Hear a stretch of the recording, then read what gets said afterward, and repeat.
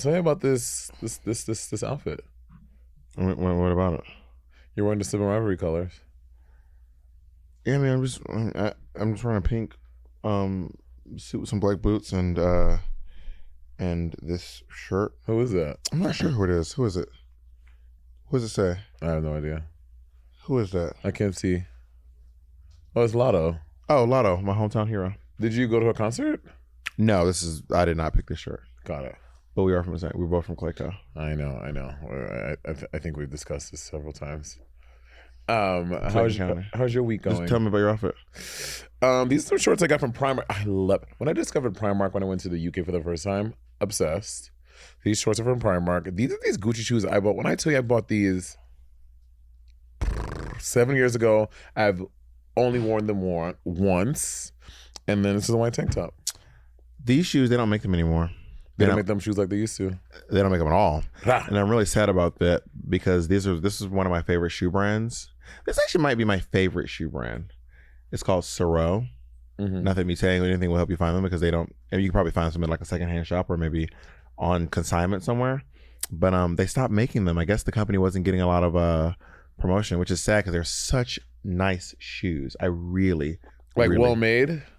They look like a very sturdy shoe. They're well made. They're unique. There's not a lot of shoes that are like this, I feel. Although I feel like Celine makes. This looks like a Celine. Not even Celine. Not you said Celine. It got me off brand. There's a designer makes this similar silhouette, chunky heel. This thing. I mean, probably a lot of designers make shoes like this. No, but like this specific, like pointy and like that round, chunky thing. I can literally see the name in my brain. Well, anyway, I like this shoe. They don't sell them anymore, and it was a sad day when they stopped making them. Where are they from? New York City. Yeah, like the Ciro store was in New York City. Yeah, the Ciro was made by some guys out of New York City. Raja Gemini wears heels from a company similar to this. That's correct. RuPaul used to wear these. Lil Nas X was wearing these. I wear these. Maybe that's one Raja was wearing. Maybe. Anyway, it's a great shoe, and I fucking love this shoe. Did y'all talk about Florence Foster Jenkins in what did you just say? Florence Foster Jenkins. Well, you said something before that. Did y'all talk about Florence Foster Jenkins in college? I feel like she may have come up at some point, and I know the myth, the memory. Like I knew fragmented pieces about her, but isn't she like a big? I feel like she has to be like a big thing in opera. She's a big thing in opera. No, I would say she was not talented. Well, I mean, I didn't say she was a talented thing, but she's a big thing. Like I can think of big actors who are not necessarily. I mean, talent is like we're all talented. Yeah, I'm saying, but she would not be big in opera because no one cares. Like, I think this is more it was a gimmick. It was like a thing that was like gaggy at the time. It wasn't a gimmick for her though. I know, not for her, but to everyone else that was experiencing her, they were like, "This is insane. This is ridiculous." Yeah, she was like, "I'm eating the girlies up." No, that shows money can get you anything because her husband was so rich, she was able to do all this cool stuff. She played Carnegie Hall. Carnegie Hall. Part of me feels like Florence Foster Jenkins is actually kind of iconic. Well, let's who Florence Foster Jenkins. So Florence Foster Jenkins was a woman. What around was it? Was it the 20s? It was the 20s, 30s, and 40s. Florence Foster Jenkins 3 decades was a woman alive in the early 1900s, the 20s through the 40s. She was performing, and she was a bad singer. She did not sound very good. She was not very talented, but she had a very rich husband who would pay for her to have all these amazing opportunities to sing at Carnegie Hall. Where else did she sing that was huge? I think Carnegie Hall was her biggest. Did she ever do something at the Met? No, I think I don't know, but I know her biggest thing was she went to the Carnegie Hall and she did it. Can you look up her accolades, Jacob? So we can. Florence Foster Jenkins. She's a very interesting looking person. Can you tell me what you mean by? She has a very scrunched up face. Like, she's not, in my opinion, someone who's very beautiful or fly or she's nothing of the sort. She's wearing a crown. Is this a crown from a role? No, rich people just wore crowns back then. So she's wearing a crown, and she. This is a black and white photo. Who played her in the movie? Meryl Streep. Meryl Streep played her in the Florence Foster Jenkins movie. Yeah. I think there's something about her that's actually kind of iconic, and what I think it is like she used what she had to get what she wanted. she really believed in herself, even though other people didn't. And there was a moment where people were like laughing at her, but she was also like, it's kind of like that show I want to do, where people come and they perform as pop stars or as singers, and the audience just gives them the love, even though they aren't technically talented in singing and or dancing. But she was like living out this fantasy. She's a very average looking woman. She looks like someone's mom or someone's grandma. She's a perfectly average looking lady, but she was doing something that other people, because there were probably other folks who also had money but couldn't get to the success that she had. Maybe the level of money she had. Like, what did her husband do? Was he like some type of oil magnate? Like, I mean, we've seen times where people have very successful, very famous families, but they just don't make it. Like, for example, I mean, no shade, I went to go see Diana Ross perform at the Hollywood Bowl, and her daughter came out and sang. And her daughter can sing. She's a good singer. But even though Diana Ross is so successful, her level of star just never happened for her. But Tracy Ellis Ross she's a huge A-list actress. I'm not talking about Tracy Ellis Ross. Who you talking about? I think her name is Rhonda Ross. I think it's her name. Did she want a celebrity? Because I mean, she's a singer with a career. With albums and everything. Yeah, maybe she might also be one of these kids. I'm like, I don't want my parents to help me. Like Malia Obama taking her last name off of her resume. I mean, now granted, bitch. Like if Malia Obama goes for a thing, baby, we know who your parents are. You want to apologize to Malia? We know who your parents are. But Malia, I want to apologize to you. That was unnecessary. I think her taking Obama off of it, she's like, if I get success on my own, I don't want it to be tethered to my name or my parents. Like I want to know that I achieved this on my own. And maybe that's what Stacey? I think her name is Rhonda. I think. Rhonda. Can you verify that? Rhonda Ross. I think her name is Rhonda Ross.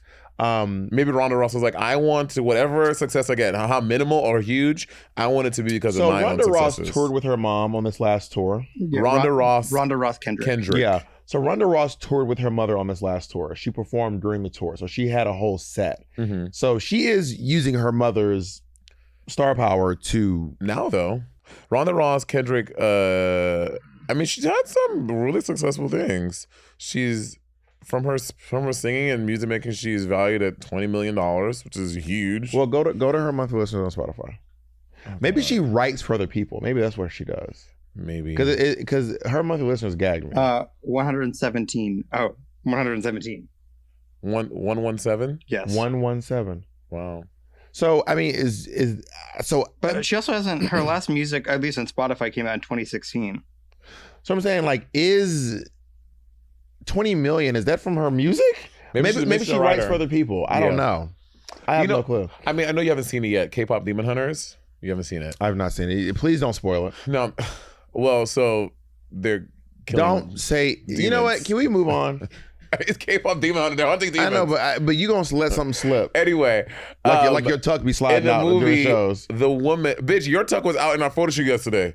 I wasn't tucked. I was wearing tight pants and my your dick was out.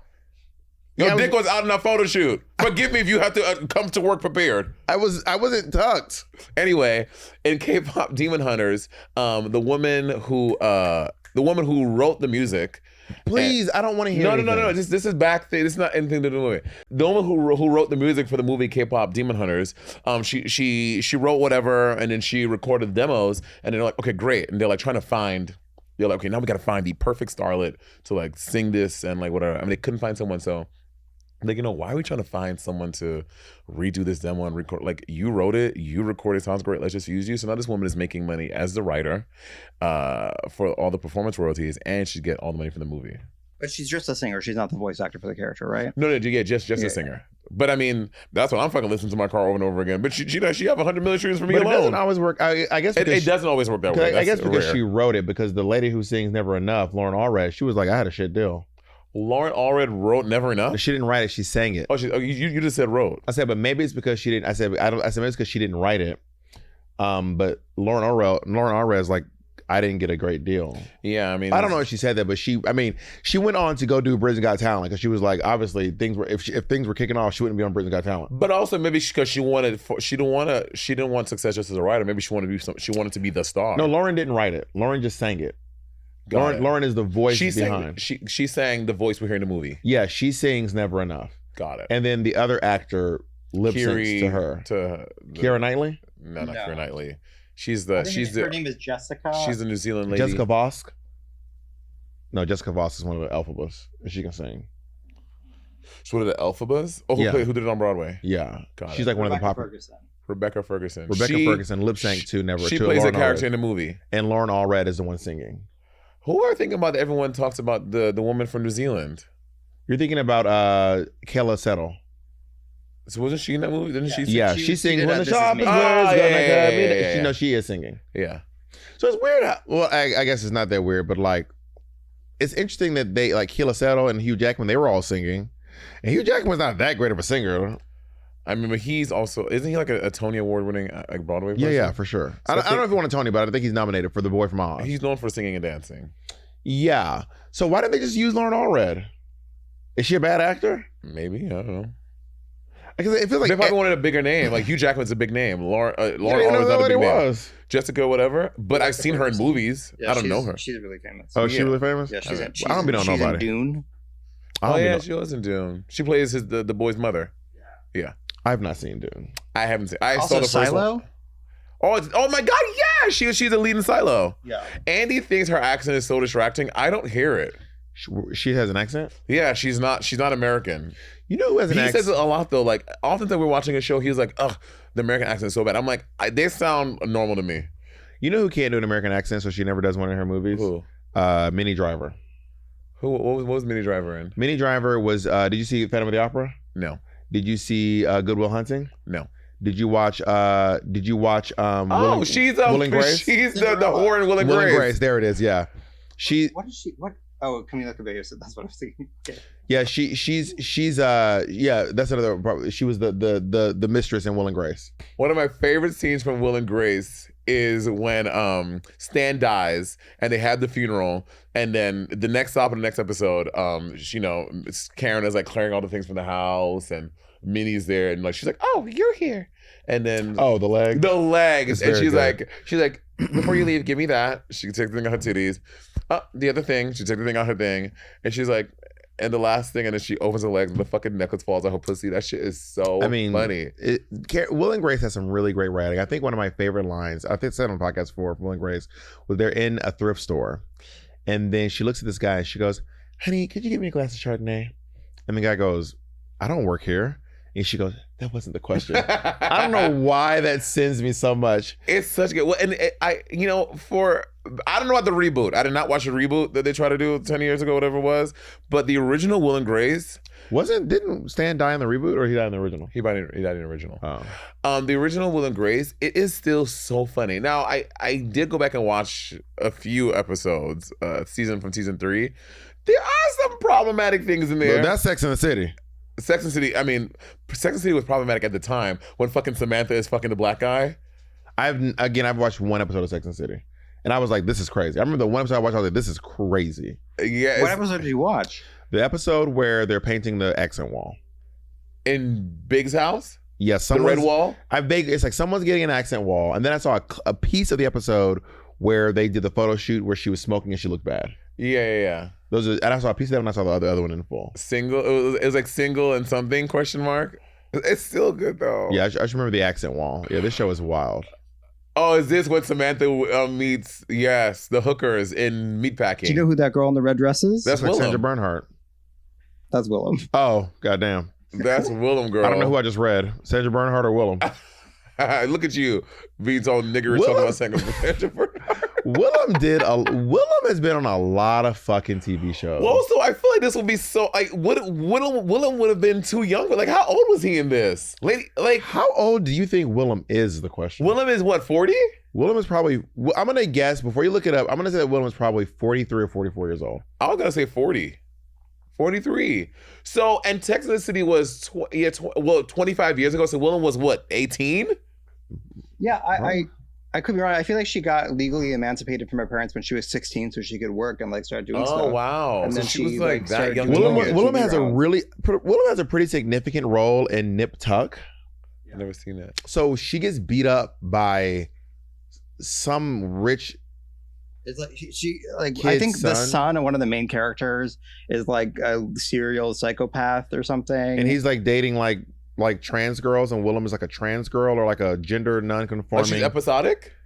It's like I know for sure it was one episode for sure. Okay. Yeah, she's a recurring character. That's what I meant, recurring. Yeah. And they had to, I think, give her reconstructive surgery because he fucked her up really bad or something. Like someone beat her up really, really badly. And she's on Boston Public. With Loretta Devine. Yeah, well, I'll tell you more about Willem's extensive resume when we get back. I love Loretta Devine. She's also the only Rue girl to be nominated for acting. But acting at the Emmys. Yeah, I love Loretta Devine. Loretta Devine and Willem. Because Loretta Devine is the Rue girl. Honorary. Just like Meghan McCain. No. Oh, so you're stripping Meghan McCain of her Rue girl status. I never gave her that. Stop saying I'm stripping her. I didn't say you gave it to her. I said you're stripping her. But I'm saying, Loretta Devine is not an honorary. She is a Rue girl. She competed on RuPaul's Drag Race. No one's denying that Loretta Devine is a Rue girl. No, but you don't give her the distinction of honorary because she's just a Rue girl. You did. No, Meghan McCain is an honorary Rue girl. Okay, so I have a question. So if I go up to Patty's a Rue girl. Who? Patty's a Rue girl. Well, Patty competed on RuPaul's Drag Race. Patty's a Rue girl. Yeah. But if I go up to Sally down at the 7-Eleven and say, you're an honorary Rue girl, does she become an honorary Rue girl? Like, what is like? How do we? I will say, I look so cute. It depends on who's bestowing. Right? So who can do that? I would say the only person who can really make someone an honorary Rue girl is probably RuPaul. Really? No. So in Australia, Michelle Visage can't make someone an honorary. She runs the show down there. So I want to be clear. If you are, we've already had this conversation. I don't want y'all to get mad at me. If you are on a season of RuPaul's Drag Race that RuPaul did not host, he did though. He didn't host all of them. You are a Drag Race girl. I think to be a Rue girl, you have to be on RuPaul's Drag Race. So can Michelle... RuPaul's Drag Race UK. They changed. It was called RuPaul's Drag Race Down Under. Then Michelle took over. It's called Drag Race Down Under. So can Michelle make someone an honorary Drag Race girl? Yes, she can. She makes someone an honorary Down Under girl. And it is what it is. I mean, do you think that drag has Nepo babies in it?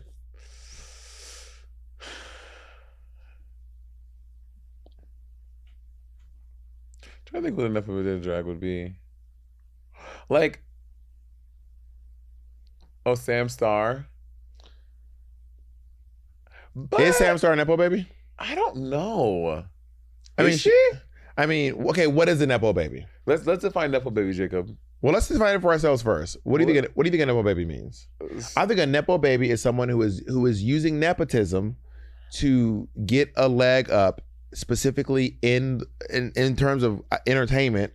Not all Nepo babies are entertainment based, but in the world of entertainment, you are using your connections to someone who has more fame and clout than you do when you have little to none in that particular space. And using that person's clout and your connection to them is what gets you further. I would say maybe Sam, only because Sam, like a big part of her package, I mean, like what, 4 or 5 of her runways on Drag Race? You saw her package?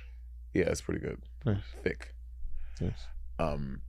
Because of the corsets. I think that for Sam, like I think about 5 or 6 of her runways were Trinity runways.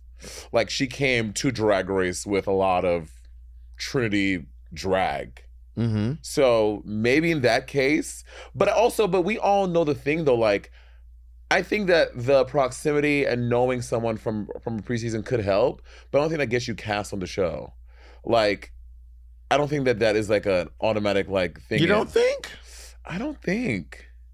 I think it could have something to do with it. I think there is. I think it helps bring attention to you, but there have been many like queens who are trying to get their drag children on the show, and it doesn't happen. Well, I think just because it doesn't happen every time, it doesn't mean it's not helpful in certain instances. But I don't think it's the only reason why they do cast you. I think like for example, like do you thinking about Nepo babies like in our government, like how that is functioning? Donald Trump is literally saying my kid is going to be the ambassador. Like what was his the stepson? Not stepson.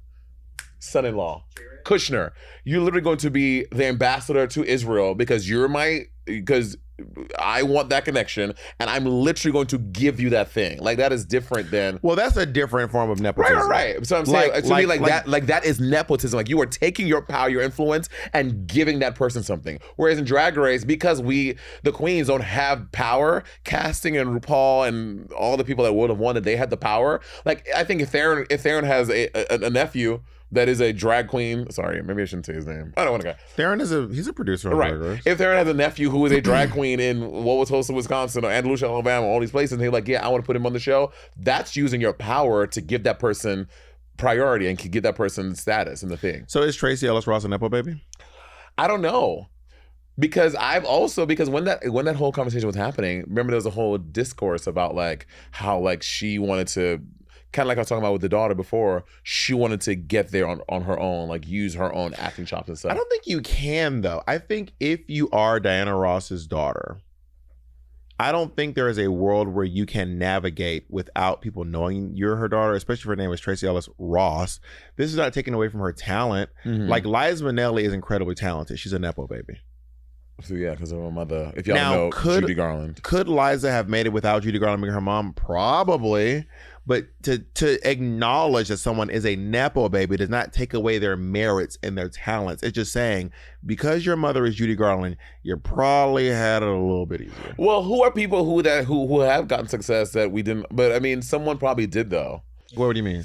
Like, for example, I didn't know that she was a Nepo baby, but apparently she's fucking huge. Jamie Lee Curtis. Jamie Lee Curtis. I had no idea that she was an industry baby. Nicolas Cage. Nick Cage had no idea. Who was his parents? His real name is Nicholas Coppola. Oh, Fred Coppola. Or is Francis it Fred Coppola? I mean, yeah. I think he's his nephew or something, but he's in that family. Yeah. Dakota Johnson. Who the fuck is that? Madam Web. Oh, she's a Nepo baby? Yeah. Who her parents is? Melanie Griffith and oh my John God, Melanie Johnson. Griffith is her mom? There it is.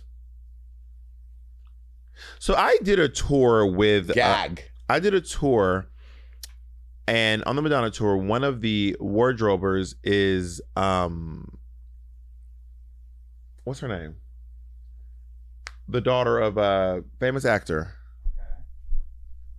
Famous actor. She's friends with Madonna. She's a famous actor. Narrowed it down. Yeah. And I love her. Debbie Mazar. Debbie Mazar. Oh, you did a thing with her, Silver City. No. Oh. I just know Debbie Mazar through Madonna. So Debbie Mazar's daughter was a wardrober, but she was like, I want to start at the bottom rung. Like, she was like, I'm not trying to be the wardrobe heading assistant. She was like the lowest rung.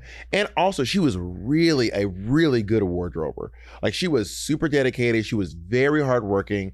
And it seemed like she didn't want to use her mom's like status because her mom is friends with the person on the tour. But she was like, she wasn't a designer. She was just like washing clothes, getting stains out of stuff, hauling heavy laundry around, like. But then again, to get to that, you got there because of who your mom is. Well, we don't know that. I mean, did she put an application and everything everyone else? Like, probably. I think that's the question, right? Like, because your mom is Debbie Mazar, did you get to be that point? Whereas there are probably millions of people in the industry who wanted to get there, but they couldn't because they don't have Debbie Mazar. But how do we know that? Because like, that's what I'm saying. That's like insinuating that everyone else there, like, she could have gotten the job like everyone else there did. So what I'm saying is, like, Tracee Ellis Ross being on like the show Girlfriends and being on Blackish, maybe it's like, wow, this woman can really act. Oh shit, her mom's Diana Ross. That like, gives it's you just help. a little extra. Yeah, it gives you help. It's like you're in the same frat. Yeah. And have you ever given your frat brothers? Girl, I went to a fucking music fraternity. You think we're not? I don't know what y'all do. I've never been in a frat. We're not Divine Nine. We're not like. I think you see it a lot with like AKAs. And you don't have a noise y'all make? No. Oh. Like, so I think that for you don't rep your frat. You don't have a tattoo? No. What's that bass clef on your arm? We do. That's the frat. That is my family crest. Frat. That's my family crest. The bass clef. That's a lie. All the Burtons have a bass clef. You're lying. Continue. The Burton bass clef. Anyway, so you're lying. Continue. The Burton bass clef. So I think that it's hard to, like, for example, like, again, like I said with Malia Obama, how can we? Yes, taking Obama off your last name, sure, but anywhere if Malia Obama makes a movie because she's a director, I believe. What's her last name now? I think she just goes by Malia. Which is again, people like girl. And someone gonna be like, "What's your last name?" She's like, "Mama." I'm sorry, what's that? You know, so but like for children of Nepo babies, like they can't escape it. Like Blue Ivy will never, unless you go through a full name change, secret security change, not secret security. I'm saying security, Secret Services, Secret Service. She uses her middle name. She goes by Malia Ann. Malia Ann Obama. So like, so you see a movie directed by Malia Ann. I think she should probably change the first name too. I think when you see this 6'1" woman walk through that we've seen for years, like how many 6'1" Malias are there out there? So girl, we know who you are. No, they shade. Can't escape it. Like Blue Ivy will never escape it. I think which is why people like Beyonce and stuff. They're like, you know what? And again, I don't know what Beyonce's and Jay-Z's plans are for their kid. I don't know. We do see that she did 2 world tours. Did she perform in the last year? She did. 2 world tours for millions of people. So they're like, you know, and did you see the Renaissance movie? Did you watch the movie? So Beyonce talks about like how like, you know, like she like Blue Ivy told her she wanted to do it. She was like, okay, show me that you can. And like she did all this like training. She had dance training and blah, blah, blah, blah, blah, blah. And Beyonce like made her work up to it. But again, you're getting the opportunity because of who your mom is, which I don't think is a bad thing. It'd be so funny if like a typical kid, she's like, I don't want to do this anymore. That would be Probably so. That's such a kid thing to tell your parents you want to do something and be like, I want to be an accountant. 100%. That would mean piano. I was like, I need to play piano is what's going to save my life. I need this. But you are still alive. Bitch, 2 years in. Over it. Done. It might have saved your life though. You're still here. It didn't. You're still with us. And then for fucking Madonna's tour, it was riddled with her kids. She had like all 13 of them hoes in there. Riddled is crazy. There were like 19 kids in that Just show. riddled is a crazy choice of words. Riddled with Madonna's kids. She has 4 kids in the show. And they were all in it, right? Yeah, they're all in the show. And they all do different parts of the show. So it's like, it's like again, like but again, if you're a parent, I don't think that is a bad thing to give your kids. You remember that clip of on The View where Monique was talking to Barbara Walters? And I think Monique has like twins or something, or she has. I don't remember. I think Monique has twins, and she was like, I think Monique had just had the kids. She goes, and how are these little creatures? Oh, I remember that. And Monique says, no, hold on, babe, my kids ain't no goddamn creatures. Creatures? What the hell you mean creatures? I will never forget that. Creatures? You know the fun, but it was there, yeah. So as a parent, I don't think it's a bad thing to help your kid to, especially when you have the position in life like a Beyonce, like a Madonna, like a Rihanna, with her 2 kids, to give them the tools. Like Phaedra Parks, her 2 sons. You know Phaedra is. I met Phaedra recently. Phaedra. So she has her 2 kids, right? I know her from the Traders I know that she's on Real Housewives. Yeah, and she's giving, because her kids like fashion and they whatever, so she's giving them a leg up in that industry with what she can with her advances in life, and she's in the industry, and I don't think that's bad. I want to talk about something you and I talked about a while back. Do you think it's bad to help your children? No, not at all. Yeah. No. I want to talk about something you and I talked about at the airport a while back, and I think I might have changed my mind a little bit, but I'm still kind of firm on this, which is I said that if I have kids, I don't think I would pay for my kids to go to art school. You wouldn't? No. Remind me why you say no? I would pay for my kids to go to college, but I would not pay for them to go to art school. Like if you want to be a photographer, I would pay for you to get like private lessons, but if you're going to go to college, I think it should be for something else. And tell me why again? I forget. I don't think that art school is any indication that you will work. It is an indication that you will spend money on the art, but it does not mean that you will work there. Where I think there's other things that could probably procure you work. And I think I would just feel more confident getting them an education through the arts privately. But then again, I mean, I went to school for acting, but I went to school for education. Like I was like, I want to be a drama teacher, but I didn't really want to be a drama teacher. But then I'm wondering too, if I had gone to school for like nursing, I probably would have ended up being a nurse. And then I don't know that the rest of the stuff would have ever worked out though. Yeah, I think that's why I differ. I mean, I think because my experience is opera, and opera, you can't just leave high school and be like, I'm going to be an opera singer. And go study. That's not how that works. That's not how the voice works. Like going to opera school is about learning operate in a more holistic way. You're learning technique, you're learning the history, you're learning how your voice works, you're learning how to maneuver your voice in a really crucial time between when you're 18 and 25 years old. That's a very crucial time for your voice to learn how to sing properly. You can't learn it privately? You can learn it privately, but when you are going to when you go to college, you're getting a mixture of experiences and like-minded people who you're helping build connections with. How you're learning how to function with other opera singers, how to do small companies when you're doing these productions in college. And so I think there's a lot more to just learning how to sing, learning how to be an artist. And I think that's a valuable experience I learned in college, how to be an artist, not just how to sing. So let's take opera out of it. But photography is different. I can't speak to photography. Let's take a break and we'll talk more about your little boyfriend and his fucking photography.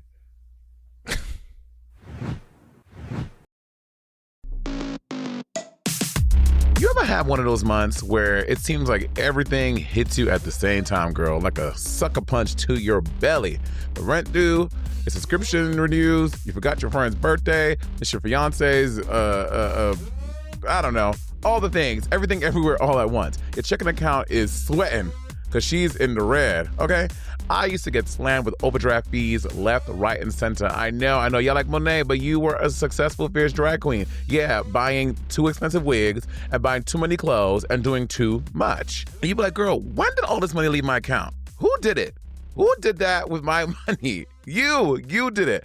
And that's why I really appreciate what Chime is doing. They get that every single dollar counts, and they actually set you up for success so you can stay ahead and not behind. With Chime, when you set up direct deposit, you unlock a bunch of fee-free features like getting paid up to 2 days early, which has seriously been a game changer for some of these girlies. You also get free overdraft up to $200 on debit card purchases and withdrawals with SpotMe. No fees, no shame, and the best part, you get daily balance updates, real-time alerts, and access to 47,000 fee-free ATMs.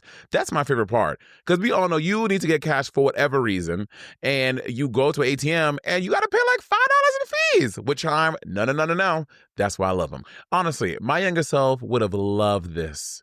I would have loved this. Younger little Kevin Monét would have loved this. Back when I was stressing over every single transaction, girl, I would have loved this. Chime is banking done right. No monthly fees, no maintenance fees, no BS. Work on your financial goals with Chime today. Open an account in 2 minutes at chime.com/rivalry. That's chime.com/rivalry. Chime feels like progress. Chime is a financial technology company, not a bank. Banking services and debit card provided by the Bancorp Bank N.A. or Stride Bank N.A. Members FDIC. SpotMe eligibility requirements and overdraft limits apply. Timing depends on submission of payment file. Fees apply at out-of-network ATMs. Bank ranking and number of ATMs according to U.S. News and World Report 2023. Chime checking account required. You know what's wild? The number of times I wanted to get into therapy but just couldn't make it happen, whether it's after a breakup, during a burnout, or honestly just when life's feeling like a lot. I go online to look at a therapist and then immediately I would hit a wall. Either they weren't accepting new patients, or they didn't take my insurance, or the out-of-pocket cost was just way too much to commit to. That's why I'm really glad I found out about Rula. That's R-U-L-A. They've completely changed the game when it comes to finding a therapist who actually takes your insurance, fits your needs, and has availability soon. Like sometimes next day soon. Rula works with over 100 insurance plans, and the average copay is just $15 a session. I mean, it's actually affordable mental health care. And when you think about it, if your insurance helps cover physical care, why shouldn't it help you cover your mental health too? And the experience on Rula is built around you. They don't just throw you at a random name and hope it sticks. They ask you questions about your goals, preferences, and background and match you with licensed in-network therapists who are actually aligned with what you need. No guessing, no wait list, no month-long back and forth. Plus, Rula sticks with you. They help you track progress, adjust care if needed, and make sure you're moving forward, not just showing up. Thousands of people are already using Rula to get affordable, high-quality therapy that's actually covered by insurance. Visit Rula.com/rivalry to get started. After you sign up, you'll be asked how you heard about them. Please support our show and let them know we sent you. That's RULA.com/rivalry. You deserve mental health care that works with you, not against your budget. Okay, listen, I know I just interrupted either me or Monét. I know. Listen. I know you wanted to watch this whole video. Stop interrupting Monét. What? Shut up, I'm talking. Shut up, I'm talking. Now listen, if you want to watch the full video is available. You have to go to our Patreon to watch it. Yes, honey, people pay for this content, and they're paying it so you can watch the first half for free, so you can either thank them or you can join them, quite frankly. Yeah, so you come join us over at Patreon and see the full thing in 4K, honey. 4K That's quality. right. Oh, And not only that, y'all, you're going to get to see a lot of exclusive content. Our one-woman shows, some of our stand-up specials are there. Crowd work specials are there. And also, I will fight you in the comments. If you come for me sideways, I will fight you. And y'all, he's not playing. His shit bitch is not playing. The full traitor effect is giving. All right, let's get back to the episode. I want to hear what we have to say. And we're back. So let's take opera out of it and let's talk about visual arts. Right? So let's say your child, I'm your child, Papa Burton. Do not call me Papa. Oh, you told me to call you Papa when I was 5. And I changed my mind, and I've also taught you that people are allowed to change their minds. And however you want me to call you, baby, I'll call you that. Please don't point your hand at me like that, please. I was talking about how when you put your giant hands at me, it scares me. So can we? So I want to slap this. I will slap the shit out. Can we scale back and restart this conversation? Well, you don't got me hot. I understand that, but I feel like I should be able to have a conversation with my father without threats of violence. I like Father Burton. That sounds good. Well, you're a reverend now. Yeah. Okay. Well, Father Burton. Yes, my child. I beseech you. I prefer to go by my name. Which is child. You I call you your name child. I keep forgetting you name me child. Yeah. I always forget about that. Okay. I want to be a painter. Okay. And I want to go to NYU. Okay, well, what kind and you have a lot of money. And I want you to pay for it. First of all, we have a whole lot of money. We? Yeah. Me and your father. Oh. Papa Smurf. Damn, what about your ex? That's Zaddy. Okay. And okay, so painting, like you want to like water, like what? This is what I just did. I think we're doing a role play. Wait, I just did this morning. Oh. I just did this painting this morning. Ah!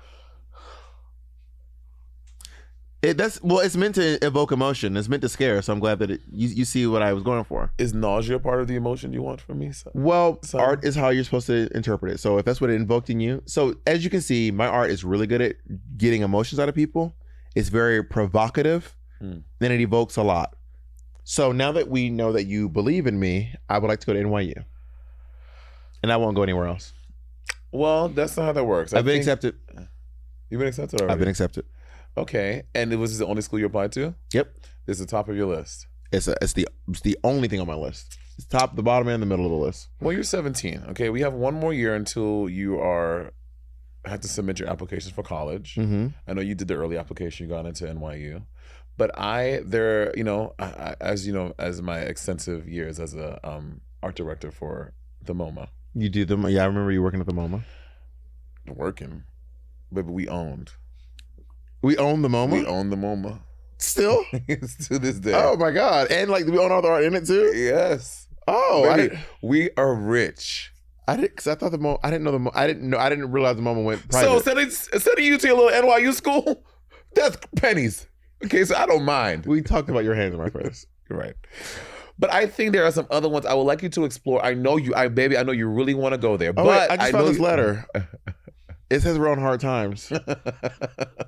I just found this letter from the bank, and it says we're on hard times, and it says here how much money we have, and this is exactly what you need for NYU. To go to NYU. That's crazy. But don't worry. I'm gonna use my art to bring us back. Invest every dollar you have in me, Father Burton. I'm gonna pull this family out of. We're gonna buy the MoMA back. And okay, so we're gonna have our lawyer Brett here bring up a contract that every penny you make from the time you graduate until you are 999 years old. A contract with my father? Yes. How do you think I got this fucking rich? And how do we get this poor? Bad money management. That every penny you own until you pay me back this debt times 3. Times 3? Times 3. How am I supposed to eat? So think about that, right? So so if you want to go to NYU, that's the deal I'm willing to strike with you. I was talking to Auntie Bob, and all her kids went to school, and she didn't make any of them pay her back. And all of them crazy, run around looking crazy as a motherfucker. But they're not in debt. But they looking crazy. Do you want to look crazy like them? I don't want to be crazy or debt. I'm going to choose the crazy. And I'm going to choose debt, baby. You want me to be in debt to you? To me. Not to the world, to me.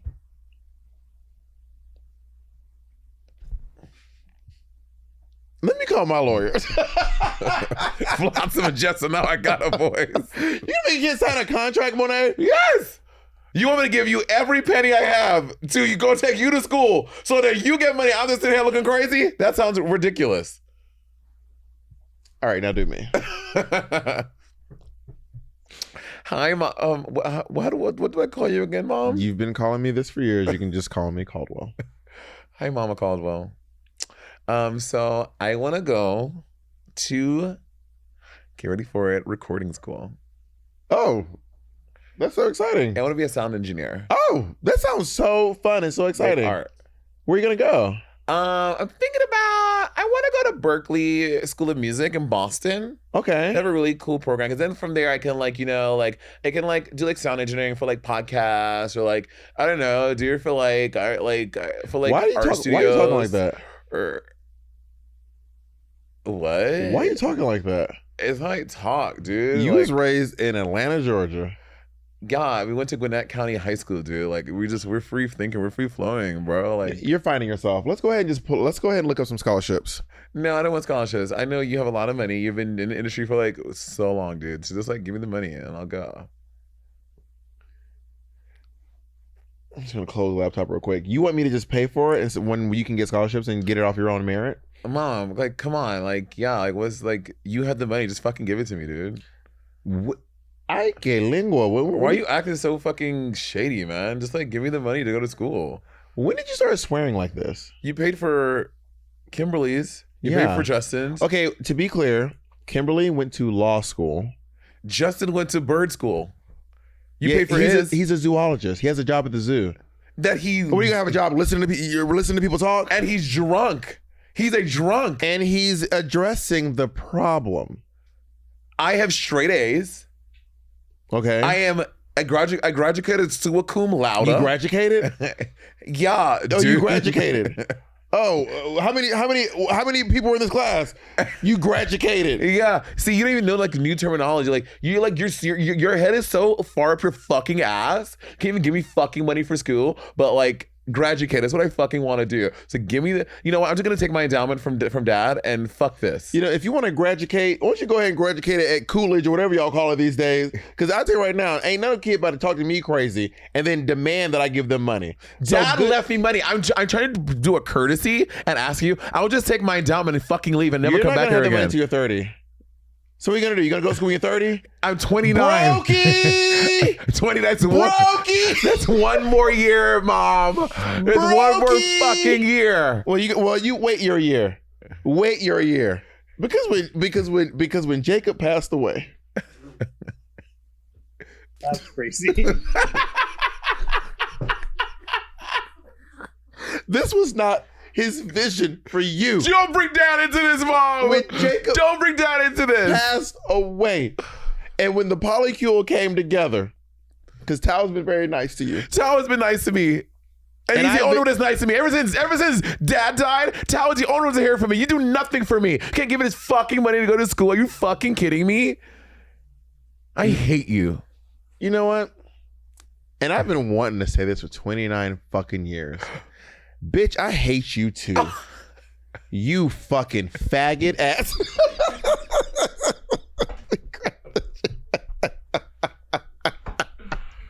Why do you always attack me? Because you hurt my feelings. Can't help it with this thing. I got it.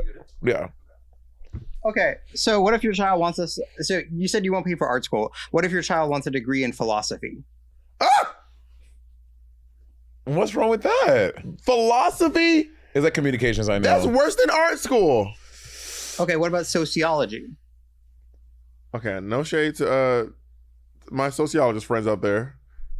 Because I have Jacob's a sociologist. I'm just saying, so it actually went from you not paying to art school for you only wanting to pay for law school, right. medical school. But here's the thing. I would like to, if I'm going to pay for my child's schooling, okay, to be clear, I had to pay for my own college. Mm-hmm. And I want to go to school. But did your mom have the resources to help you pay for it? No. If you have a parent who has the resources, why can't you help your kid? If it's art school, like this sounds like I don't want to sound it's also sociology school and I'm not paying communication. for no kid to go to fucking to become a philosopher. where you can sit around and start reading me with your little thoughts, with your little thoughts and prayers. Well, you said art school. Now it's philosophy, sociology, communications. What? Are you mad at journalism too? No, I would pay for my kid to go to school for journalism. So what is like what? If it is a job that I believe could return an investment, I will pay for it. But it's believing in your kid, what they want to do. It's not just about what you... I believe in the kid. What I'm saying is, if we're going to pay for college, if I have the resources to pay for college, I would like for you to also invest in something that could actually make some money. I'll buy the private lessons, but can you also go to school for something else? But your goal is money. Maybe the kid's goal is not to make a whole ton of money. I don't want to support you for the rest of your life. No, but I think they're gonna live. You wait for me to die and then take some money. You also have to you're not in the will. You also have to realize that, or be firm in what you help this human being you've helped to craft over the past 18 years. Like what you have helped instill in them and build in them. That they're not going to be someone that's going to be leeching off of you for the rest of your life. So making it in the business is, in my opinion, much less about your talent, and it's about I think it is the business of what, like art. Yeah. Mm-hmm. It is the perfect concoction of luck. It is your skill set. It is your timing. It is who you know. It's who you are, when you are, why you are, where you are. Okay, well, and some ways that you have no control over. A lot of college programs can be really good opportunities to network, because a lot of the people in those fields who might give you opportunity or introduce you to are like your college professors, are people who curate museums, who like are photo editors for magazines, are casting directors for operas. I was gonna say, like, a part of college is not just learning the thing, but is about the socialization of it and meeting people in your industry. Everyone in this room, I don't know about Kane, but everyone in this room went to art school and studied art. You studied photography. You studied art at school. You studied art at school. I studied art at school. You studied art at school. Mm-hmm. What percentage of your classmates right now are working in the arts? I don't know. And it's a guess. I know it's a guess. It's not a big number. I know it's not a big number, but that's also fine. Not everyone who does what they study, not everyone who goes to law school becomes a lawyer. That's true. Or medical school. But I bet the percentage is higher. It probably is higher. But what I am saying too is also, just because you're not making millions of dollars doesn't mean you're not successful in your art. Like you can go to art school and be fine making a smaller salary. Like you're not, everyone who's going to art school is not trying to become fucking a billionaire. They just want to it's not about make a living doing their art. It's not about I think is fine. It's not about being a billionaire. And I also want to say this too. I don't think that parents should have to pay for their kids' school.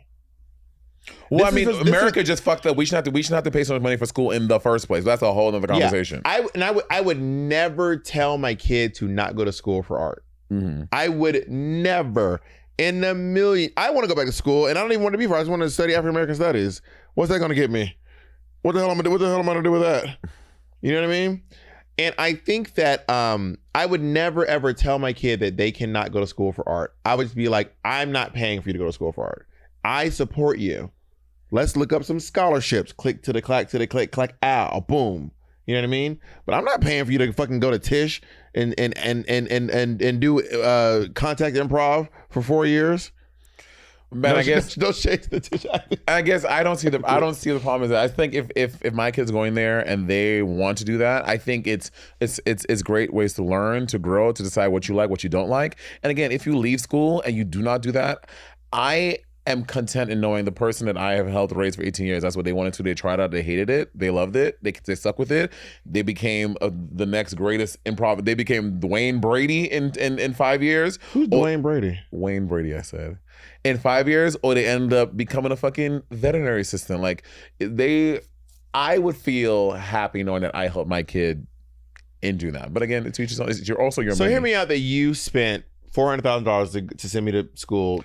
What school is $400,000? I don't know. $400,000 is crazy. Maybe $200,000. Juilliard. $50,000 a year. How much is 4 years of Juilliard? You spent $500,000 on me. Juilliard is about $200,000 for 4 years. 200,000 for 4 years. You spent $200,000, and that is a lot of money. And for me to learn piano, I did it. I graduate, and I'm like, I'm honestly over it. Like, no shade. Our lovely friend Nick. Now, Nick has scholarships, right? Because Nick is apparently a really good opera singer. But Nick spent 6 years in school and was immediately like, I do not want to do this. But context matters. If you are a concert pianist going to Juilliard, you've been doing piano since you were 3 or 4 years old. So I've invested 18 years of private lessons. Mm-hmm. So that's you wouldn't see that. You wouldn't see someone being like 18, like, oh, I'm gonna do piano now. Mom, send me to the most expensive. No, like I've invested years of doing that. There's got to be someone who went to Juilliard and then left and was like, I'm good.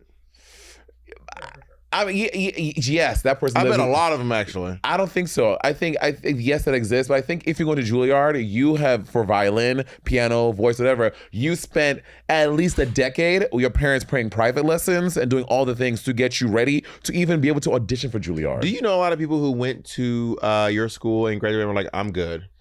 Like I actually like. How many of your friends were like, I don't even want to? Like I would say this when I was in theater school. I was in school for theater. We all thought we were going to be on Broadway. We were all like, can you guys believe that we're all going to be famous actors? This is crazy. Mm-hmm. How many opera singers are like, I am not doing this shit?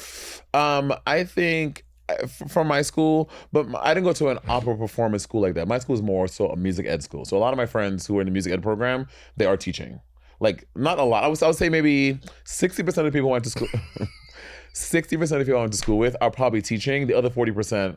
Like Dewan, our seniors in education, like so, like I don't know. I think it's a toss up. I would say maybe 60 to 65% of people are doing music education or in some types of arts education, something like that. How many of your fellow classmates are out here taking photos and art and painting and stuff? I think this is why it's an interesting thing because at least like my program, it was a pretty wide spectrum of education. So while we did take a lot of classes in photography, we also took classes in like Photoshop and video editing, in production and that kind of thing. So I would say I have two classmates who are strict photographers. They are like making their money doing photography, like getting magazine covers, that stuff. I don't know if you know Tanner Abel, who does a lot of the direct photos. I went to college with him, which is super cool. He's like really. Is he like Sasha's guy? Yeah. He works a lot. Sasha Velour. He works with a lot of queens though. So two people I would say are doing like strict photography. I have one other classmate who's doing like video directing and editing on like a really high scale. Like she does a lot of really cool stuff. Her name is Simone, but I forgot her last name off the top of my head. Biles. That's not. Her last name is her first name is The. And then I would say I have maybe like 4 other classmates who are doing kind of like stuff in between. So like photo editing jobs, like production jobs in some kind of like art thing. And then one classmate who's a housewife and has a lot of children. Like from the show? No, she's just she moved to. From my college, Michael Stiggers is a Broadway actor. Jon Stewart. Like the Daily Show? I am not the same age as Jon Stewart. Oh, I thought you were. All right. Jon Stewart. He was on. He's a film actor. He was most notably on that show with Alex Newell, where's like the playlist show. Kimmy Schmidt's. No, Zoe's playlist. Zoe's Unbelievable Imaginary Playlist. Whatever. Yeah. And then Summer McCusker.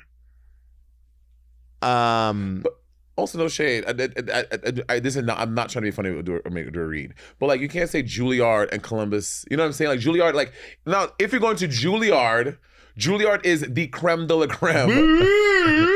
Juilliard is like the creme de la creme. Like if people who are going to Juilliard, we are working. Did you not hear? I'm not saying that Michael Stiggers is on Broadway? I'm just saying Juilliard is pumping out. Pull up Michael Stiggers. Look, bring up the fucking. Pull up Michael Stiggers. Anyway, Juilliard. People are going to Juilliard.